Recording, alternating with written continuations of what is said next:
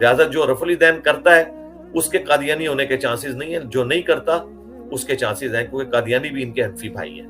مرزا جیلمی نے یہ دعویٰ کیا ہے کہ جو لوگ رفع یدین کرنے والے ہیں ان کے قادیانی ہونے کے کوئی چانس نہیں ہیں، اور جو رفع یدین نہیں کرتے ان کے قادیانی ہونے کے چانس ہیں، اور قادیانی یہ حنفیوں کے بھائی ہیں۔ اب مرزا جیلمی کے اس دعوے کے اندر کتنی صداقت ہے، آپ اندازہ کریں کہ کتنے جھوٹ اور کذب بیانی سے مرزا کام لیتا ہے۔ جب مرزا جیلمی کے پہلے جملے کو ہم دیکھتے ہیں کہ جو رفع یدین کرنے والے ہیں ان کے قادیانی ہونے کے کوئی چانس نہیں ہیں، تو یہ اس کا دعویٰ بالکل حقیقت کے برعکس نظر آتا ہے۔ وہ اس لیے کہ مرزا قادیانی دجال نے جب دعویٰ کیا، اس کے جو فالورز لوگ اس کے پیچھے چلنے والے پیدا ہوئے، سب سے پہلے جو مرکزی نام آتے ہیں وہ لوگ تھے جو بیسک غیر مقلد تھے، آزاد خیال اور وہابی منش لوگ تھے، رفع یدین کرنے والے۔ مرزا قادیانی کے جو بعد میں خلفاء بنے ہیں ان میں سے پہلا خلیفہ مولوی نور الدین بھیروی، وہ غیر مقلد وہابی تھا، رفع یدین کرنے والا۔ یہ اس کے حالات زندگی پہ قادیانیوں نے کتاب چھپی ہے حیات نور۔ حیات نور کے صفحہ نمبر 12، 13، 44 اور 23 ان صفحات کو اٹھا کر دیکھ لیں۔ مرزا نور الدین بھیروی وہ تقویۃ الایمان کا عاشق تھا، مولوی اسماعیل دہلوی کا تو پکا عاشق تھا وہ، اور غیر مقلد تھا۔ لہذا یہ کہنا کہ جو رفع یدین کرنے والے ہیں ان کے قادیانی ان کے کوئی چانس نہیں ہے، جو مرزا قادیانی کے فالور تھے وہ تھے رفع یدین کرنے والے، غیر مقلد تھے۔ اس طرح دوسرا ایک بڑا نام ملتا ہے مولوی عبدالکریم سیالکوٹی کا۔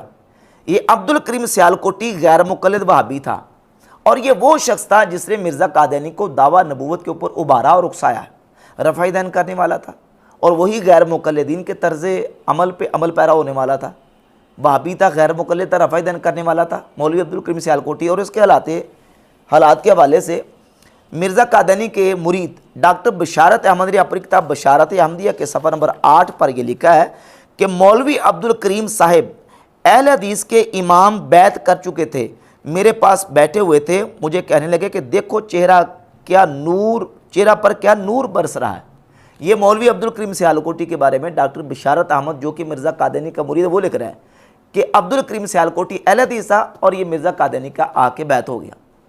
اسی طرح یہ خود ڈاکٹر بشارت احمد جو ہے یہ خود غیر مقلد تھا، رفع یدین کرنے والا تھا، اور اس نے ڈاکٹر بشارت احمد نے صفحہ نمبر 9 اپنی کتاب بشارت احمدیہ کے اوپر لکھا ہے کہ اہل حدیث کا ایک بڑا حصہ احمدی ہو کر حکیم حسام الدین مرحوم کی مسجد میں منتقل ہو چکا تھا۔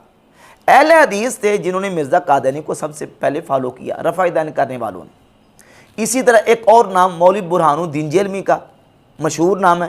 یہ مولوی برہان الدین جیلمی وہابی اہل حدیث جو اپنے آپ کو کہلاتے ہیں ان کی مسجد کا امام تھا، اور یہ اپنی مسجد کے نمازیوں سمیت جا کے مرزا قادیانی کا بیعت ہو گیا اور اس کے پیچھے لگ گیا۔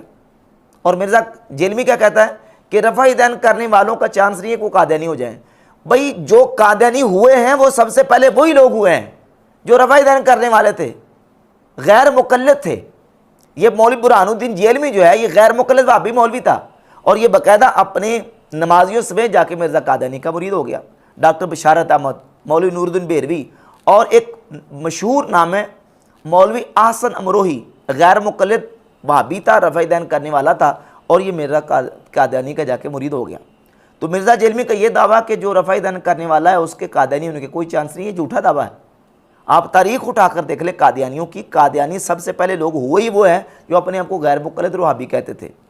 اور پھر یہ جوڑتا ہے مرزا قادیانی کو بار بار حنفیوں کے ساتھ، حنفیوں کو بلیک میل کرنے کے لیے کہ وہ تو تمہارا حنفی بھائی تھا، جبکہ وہ مرزا جیلمی کا وہابی بھائی تھا۔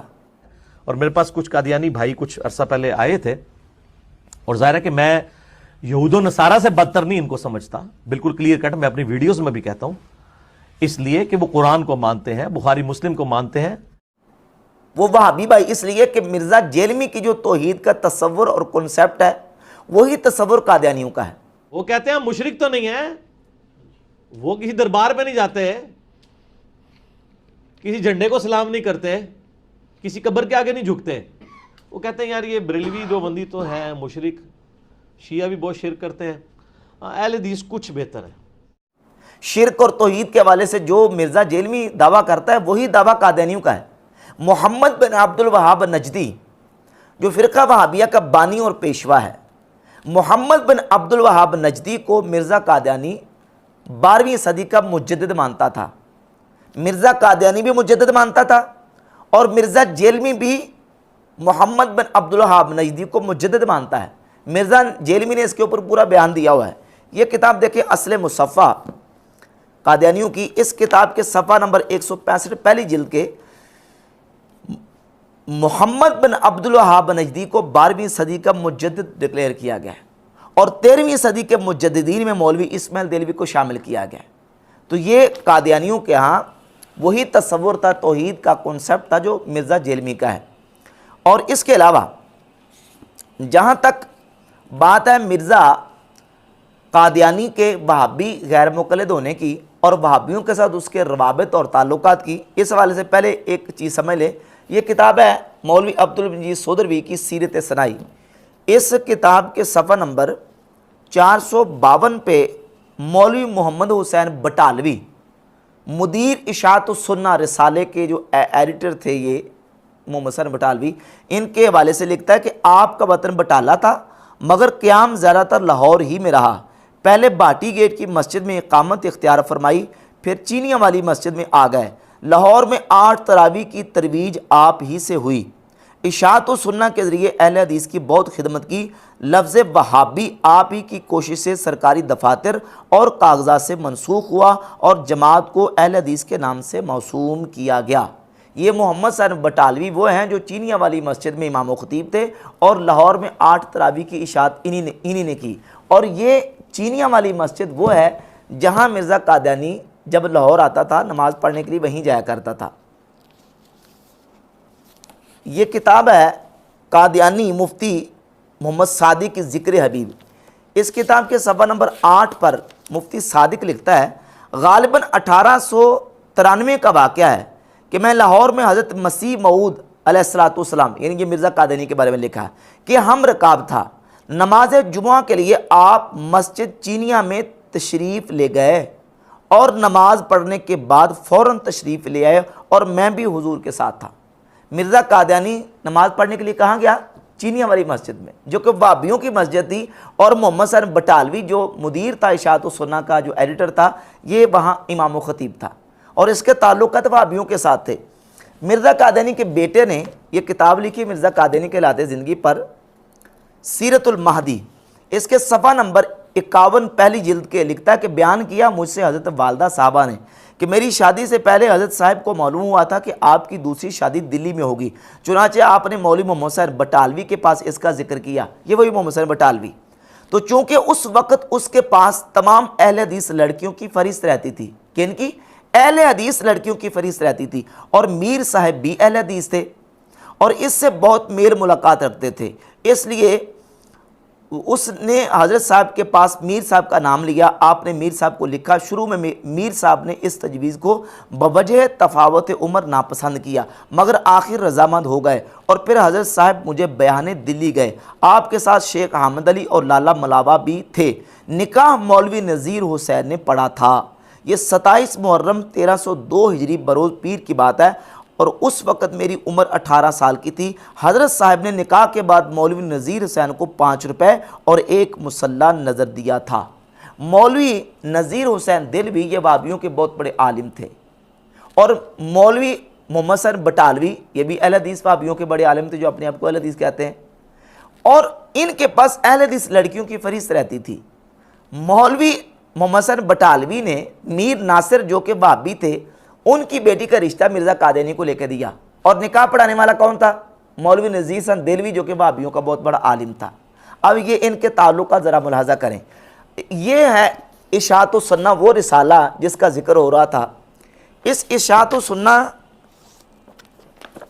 میں جلد نمبر 9 جلد 14 ہے اور اس کے صفحہ نمبر 246 پہ مولوی محمد صاحب بٹالوی لکھتا ہے قادیانی اہل حدیث کی قادیانی اہل حدیث کیا ایک ادنا درجہ کا مسلمان بھی نہیں، بلکہ وہ درپردہ زندیق چھپا مرتد ہے۔